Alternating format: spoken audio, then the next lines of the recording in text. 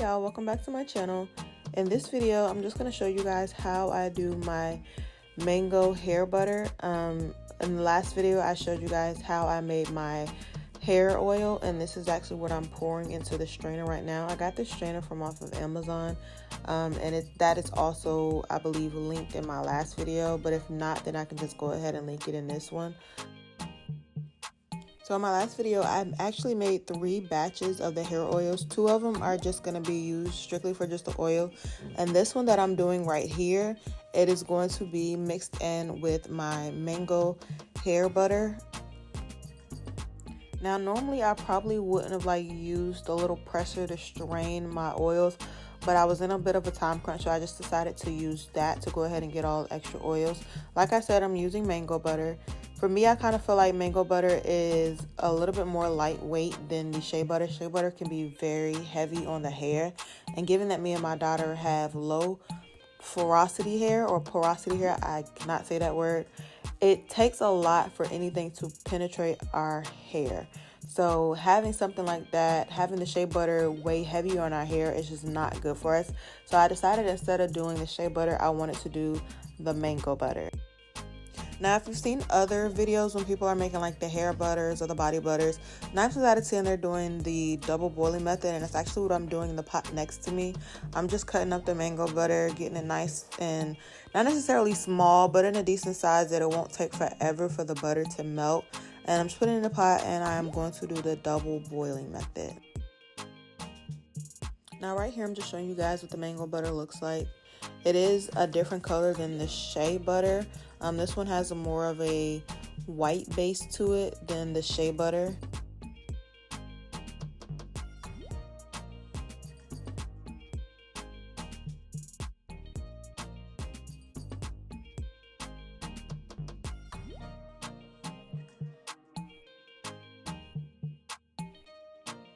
Now, although the video itself is sped up as fast as possible, because I know nobody really wants to look at the butter melt in the pot, but I just always felt like it looked so cool when it's kind of going fast.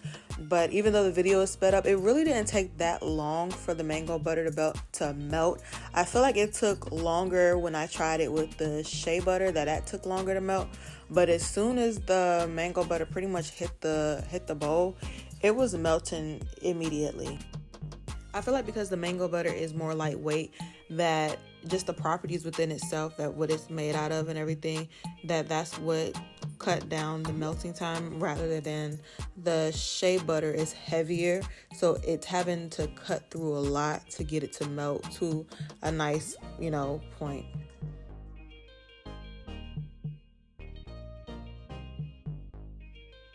And so once I'm done melting it, I put it in the freezer. I don't know why that part didn't get into the video. I'm still new to this whole thing. But I put it in the freezer for about a good 30 minutes. And as you can see, the sides of it got really hard. But then once I pressed the mixer into the middle, it was pretty watery. And at this point, I probably should have put it back in the freezer for a little bit longer. But I wanted to kind of see how long it would take for me to mix it up. And it didn't necessarily take long. Later on in the video, you'll be able to see that it got to a nice fluffy point. But then as soon as I added the hair oils into it, it kind of became right back. It kind of came back to this point right here. Also, at this point, I decided that the next time I do this, I'm going to have me a KitchenAid or something of the sorts, because using a hand mixer is not where it's at.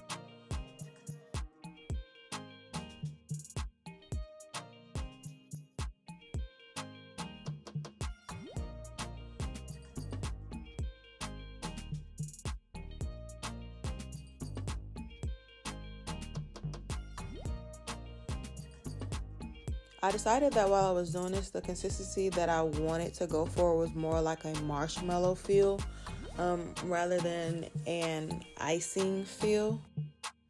I really wanted it to get just pretty much light and airy and fluffy, which I know in a sense technically it probably wouldn't have been as hard, because like I said, mango butter is pretty light, but I wanted it to be when you put it in the jar that once you get it, you don't have to like dig your finger into it. You can just kind of like lightly, you know, take your finger across the top and you'll have what you need.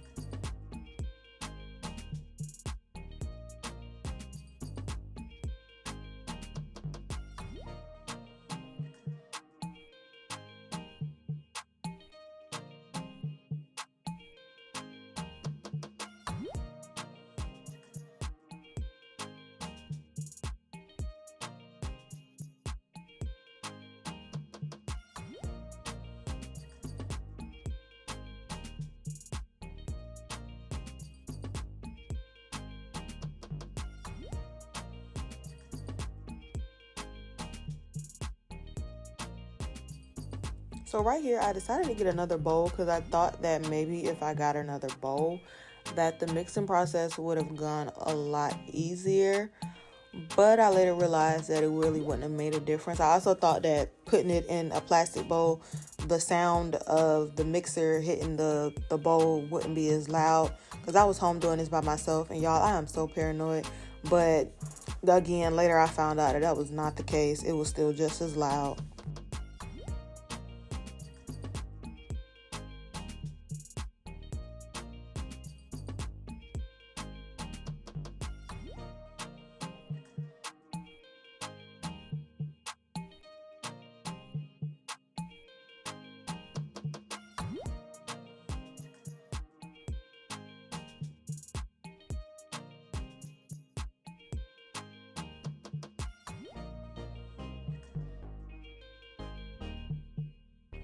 Now right here, I'm just going ahead and I'm adding in my hair oils. I started with a little bit at a time, and maybe if I would have continued doing just a little bit at a time, it wouldn't have got back to the first consistency that it was at around the first time.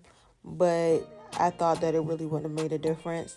So once I just started mixing some up, I ended up just adding about 90% of the oil into the mixer, and then I realized that I made a mistake. And since it had gotten to that consistency, I just decided to put it back in the freezer and give it a little bit more time. But instead of putting it in there for like 5 minutes, I think I put it in there for like 30 to 40 minutes because I was watching BMF or whatever on Stars, and I have never seen that show before, and I was trying to get all episodes in one night, and so I ended up getting back to a harder consistency, and I had to put in a little bit more work. That's when I started to add in some more hair oils and just kind of break it up a little bit more. And later on, I actually got the consistency that I wanted from the beginning.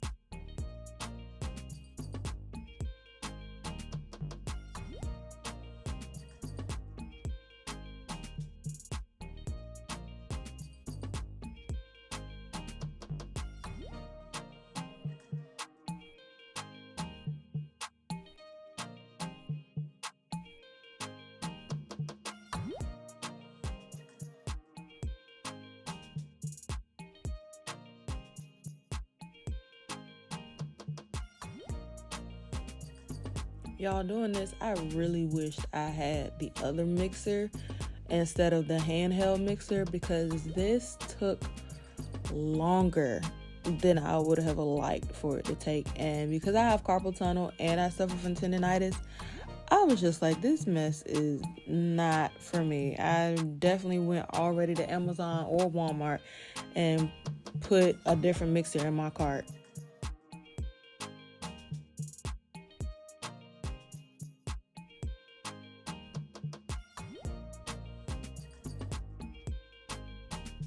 Now we're starting to get somewhere. Now I'm starting to get that consistency that I was looking for all along. It was still a few little bit of lumps and stuff in it, but I mixed it up as much as I could without having to pretty much reheat everything back down and go from there. But as you can see, just like how smooth and fluffy and everything that is. And that butter, when I say it's so hydrating, once I put the oil in it, like mango butter is already really hydrating, but once I put the hair oil in it, it's a game changer. And I know looking on camera, it looks really greasy, but in reality, it is not greasy. It just has a nice shine to it.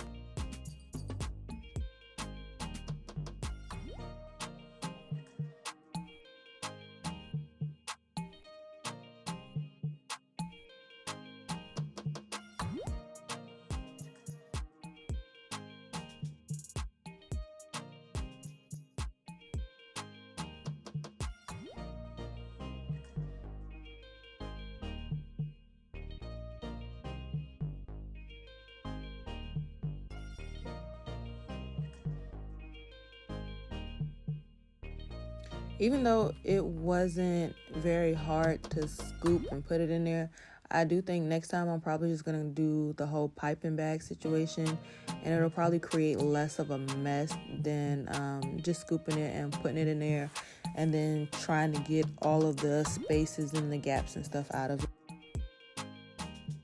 Like I said earlier, I did the hair oils and I made 3 batches.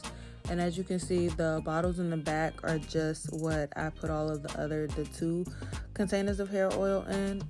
And then since I was already doing that this night, I just decided to do the mango butter and go ahead and just do everything all in one night and get it over and done with and ready to go, because I told my ladies in Louisiana that everything will be ready by November 1st, and I wanted to make sure I kept my word on that.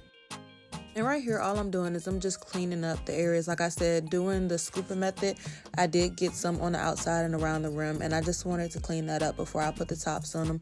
I really do like these jars because they came with the little scoopers, as you can see on top. So, I mean, if people don't want to use their fingers, they don't have to. They also have the option to do the little scooper, but I just thought that was cute.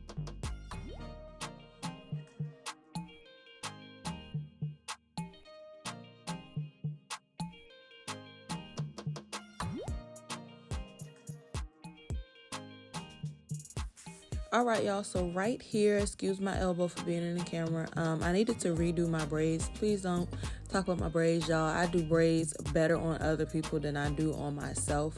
But since I was redoing my braids, I just decided to go ahead and show you guys the mango butter on my hair. My hair isn't as dry because I also use my hair oils throughout the week, but it is pretty dry to the point where you're going to be able to see a difference between my hair and once I put the hair butter on it. And since it is pretty light, I really didn't need a lot. I think I only ended up going in with some more because, like I said, I have low porosity hair, so it takes a little bit longer for stuff to like really penetrate my hair, and the whole purpose of this mango butter is to penetrate my hair and not just necessarily sit on top of my hair.